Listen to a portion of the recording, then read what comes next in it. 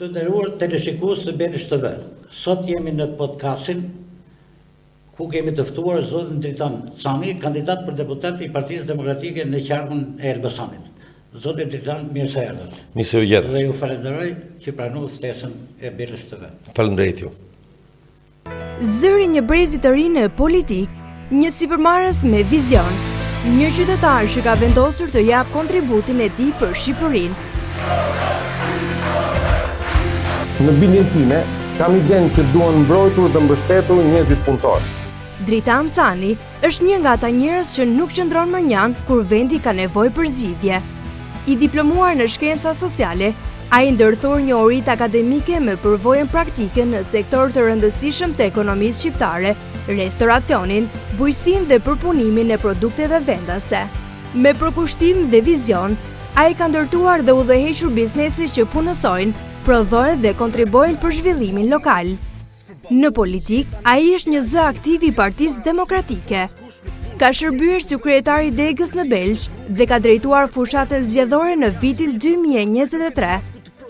Sot Dritan Cani është kandidat për deputet në zgjedhjet parlamentare të vitit 2025.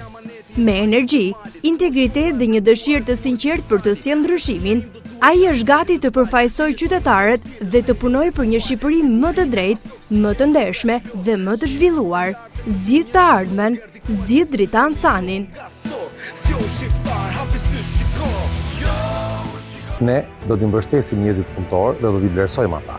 Për të sjellë ndryshimin, ne duhet punojmë së bashku. Ne kemi guximin të sjellim një frymë të re. Ky është momenti ynë dhe ardhmja është e jona. Bashk për Shqipërinë madhështore. Atëherë, pyetja ime është kjo. Përse duhet të votoj elektorati i Belshit, juve dhe Partinë Demokratike? Faleminderit. S'pari ju falenderoj edhe një herë për ftesën në këtë podcast, në këtë mënyrën inovative të komunikimit edhe të drejt për drejt me njerëzit.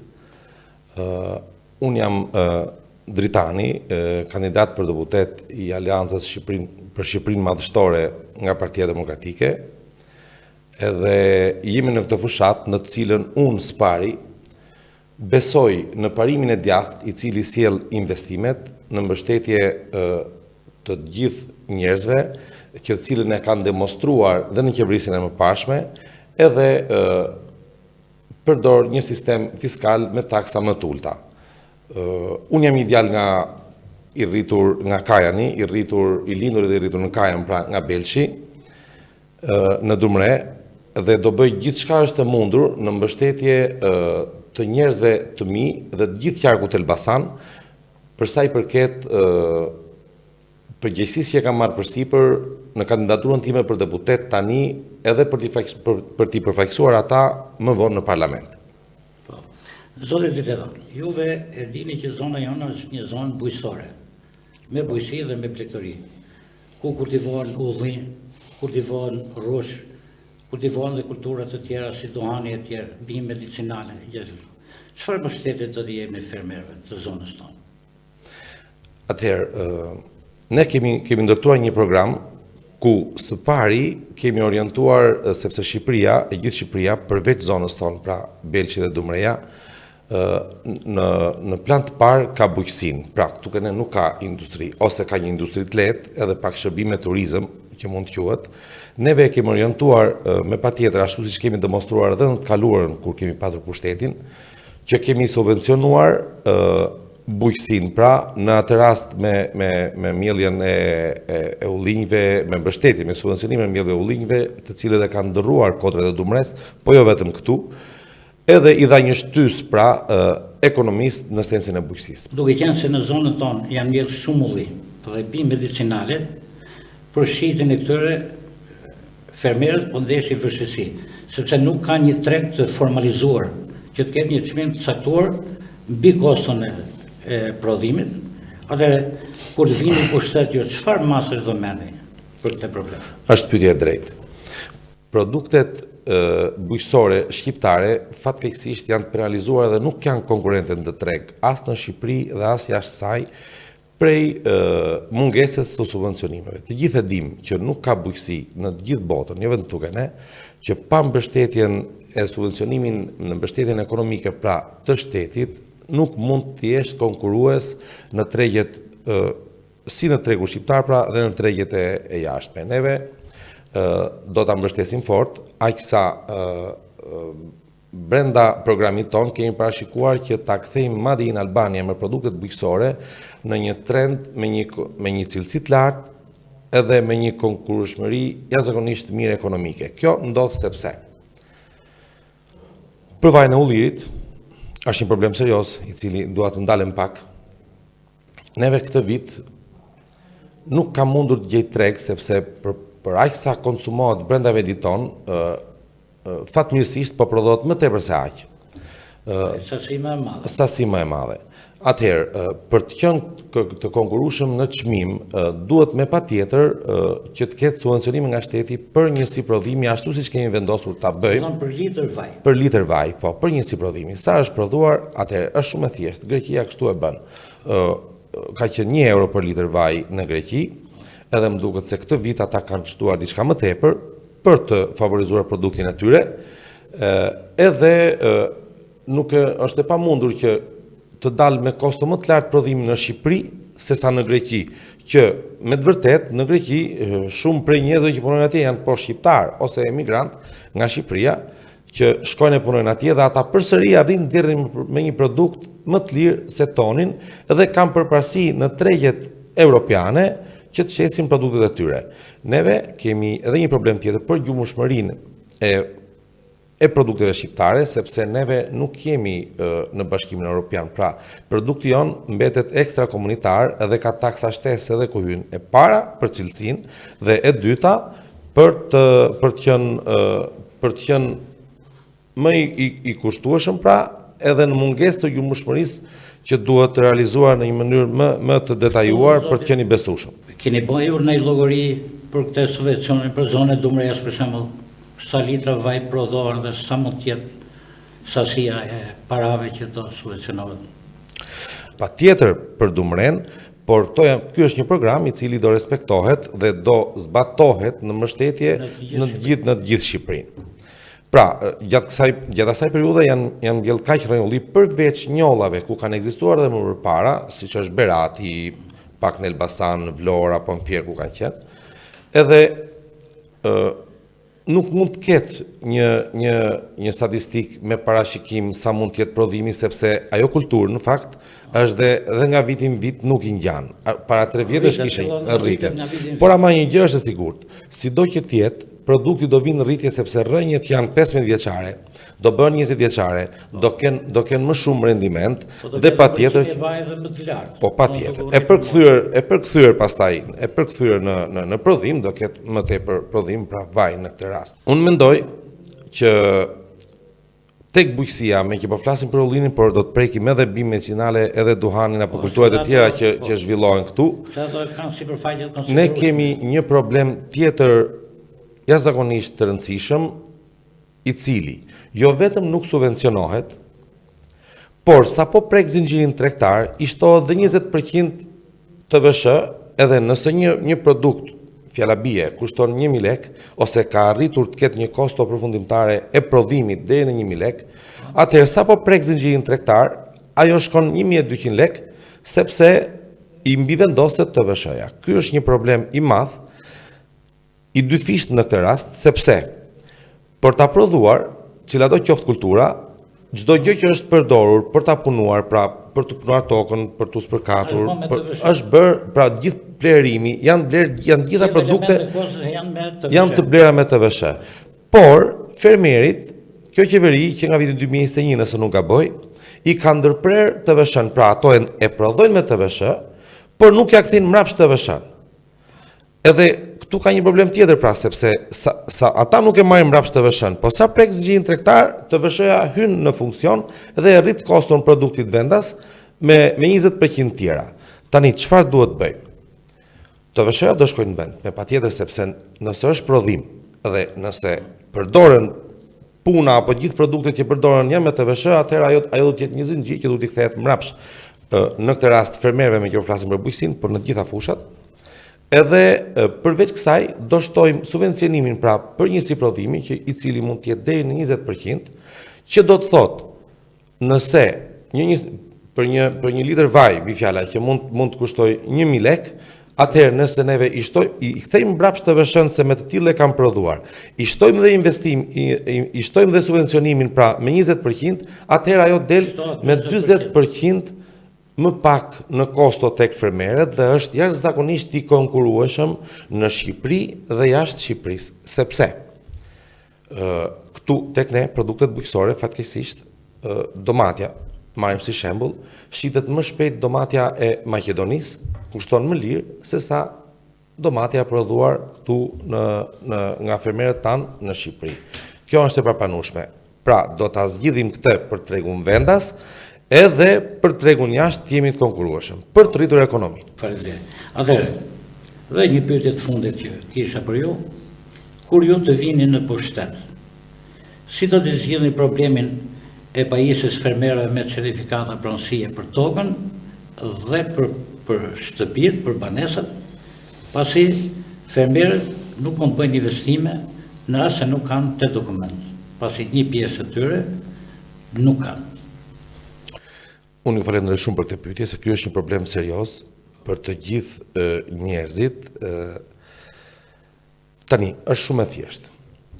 Gjatë këtyre viteve, neve kemi folur, jo ne, qeveria ka folur shumë për digitalizimin, janë shpenzuar qindra milion euro në këtë drejtim, pra për të facilituar shërbimet. Unë i quaj shërbime këto.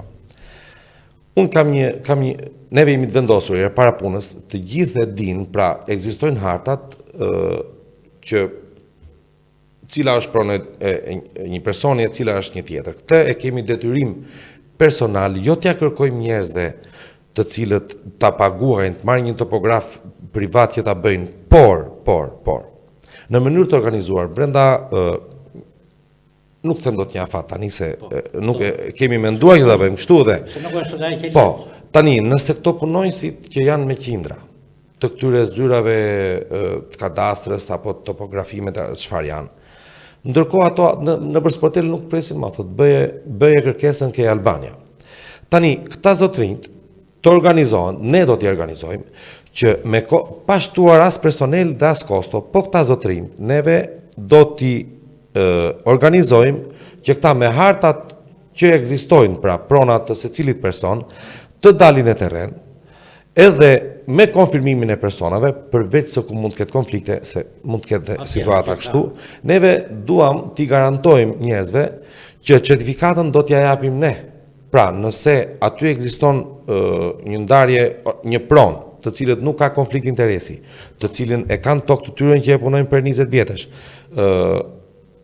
edhe kanë të drejtë ta kenë tapin e tokës tyre, atë ne nuk do t'i dërgojmë në asnjë topograf privat, në asnjë kosto private, por vetë institucionet do t'i nxjerrin atyre tapit e tokës, edhe është një e drejtë. Nëse ka konflikte pra përsëris nuk bëhet, duhet zgjidhur. Po kudo që nuk ka konflikte për tokat dhe për banesat dhe sidomos në fshat, sepse kryesisht në 99% të rasteve ato janë mbi tokat e tyre, atëherë thjesht pengohen ose përdoren për mënyra përfitimi, pra ne do t'i japim certifikatat e pronësisë pas një kosto nga vetë zyrat dhe administrata që ka përsipër të bëjë këtë punë. Zoti Driton, siç dihet, zona Dumres është një zonë që ka prodhuar duhan të cilësie shumë të mira, deri kohët e fundit, dhe vazhdon po me sipërfaqe të pak. Dhe fatkeqësisht sipërfaqet janë shundur dhe është abandonuar për arsye të çmimeve që kanë thënë tregtarët e grumbullimit të duhanit. Atëherë, ju keni një plan për këtë lloj problemi që sipërfaqja shtohet dhe çmimit të rritet i duhanit? Po, së pari dua t'i përgëzoj ata njerëz, edhe unë e di çfarë do të thotë. Duhani është një kulturë që për ta prodhuar është shumë e mundimshme, kërkon punë vërtet. Neve patjetër që kemi menduar, vitet e fundit nuk ka shkuar mirë, mbështetja e fermerëve për këtë kulturë. Ne së pari, patjetër që do garantojmë shitjen e duhanit me firmat më të rëndësishme në këtë drejtim. Dhe përveç kësaj edhe këtu dua t'i kthejmë edhe diçka tjetër në mbështetje të fermerëve që do t'i shtojmë edhe këtu pra 20% të vlerës së TVSH-s pra do t'i shkojë tek fermerët. Pra këtë e garantojmë. Përveç se do t'i mbështesim, do t'i motivojmë pra që të vazhdojnë të punojnë sepse është e vërtet që është e mundimshme, por është dhe fitim prurse sepse këtu zona jonë kjo kulturë zhvillohet mjaftueshëm. Duhani ka kushte të përshtatshme klimatike toksore. Po. Dhe ka qenë një ndër duhanet më të mira cilësore në Shqipëri. E kuptoj. Pikërisht Pikërisht për këtë. Dhe ka qenë cilësuar si zonë duhanore. Po, është e vërtet. Jam i vetëdijshëm se këtu jam rritur dhe e mbaj mend dhe vetë që është një kulturë pra si një vend origjine për duhanin, pra për gjithë të cilësi që thatë juve dhe gjithçka tjetër. Po, ne jemi në mbështetje të bujqësisë në të gjitha format.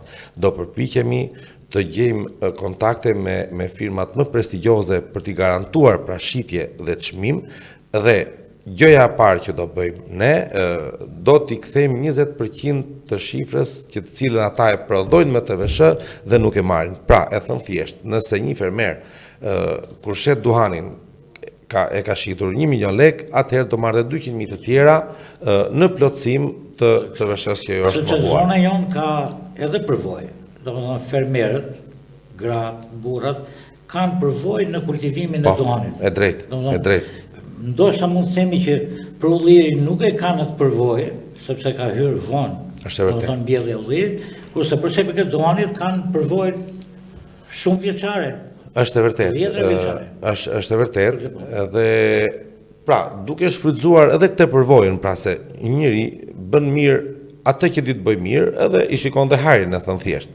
Kështu që me patjetër, pra ne jemi në mbështetje të gjitha kulturave, por në origjinën e dumres, siç po flasim, me patjetër në duhanin, duke i mbrojtur interesat në çmim, pra duke kontaktuar firmat më prestigjioze që të ofrojnë çmim sa më të mirë për të paguar punën e njerëzve, edhe për t'i kthyer TVSH-n, edhe për t'i motivuar ata në gjitha format e tjera, që sa më shumë punojnë, më mirë do shpërblehen, më shumë do ta kenë interesin e mbrojtur, me patjetër unë zotohem që do ta bëj këtë sepse jam djalë nga ky vend dhe do t'i mbroj interesat, jo vetëm për duhanin, edhe për bim këtu është faktuar kohët e fundit që edhe bimet medicinale, të cilat ka një treg për to, por mendoj që nuk është vlerësuar sa duhet.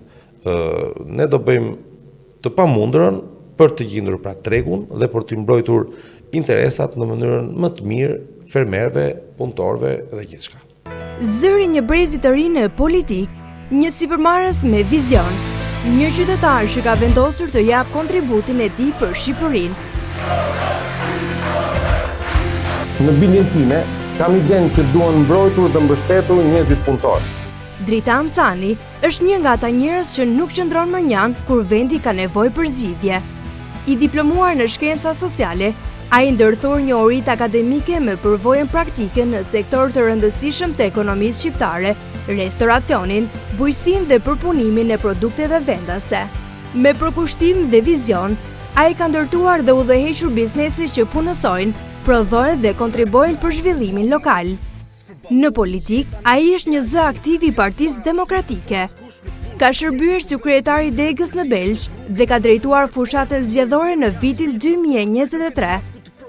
Sot Dritan Cani është kandidat për deputet në zgjedhjet parlamentare të vitit 2025. Me energji, integritet dhe një dëshirë të sinqertë për të sjellë ndryshimin, ai është gati të përfaqësojë qytetarët dhe të punojë për një Shqipëri më të drejtë, më të ndershme dhe më të zhvilluar. Zgjidh të ardhmen, zgjidh Dritan Canin.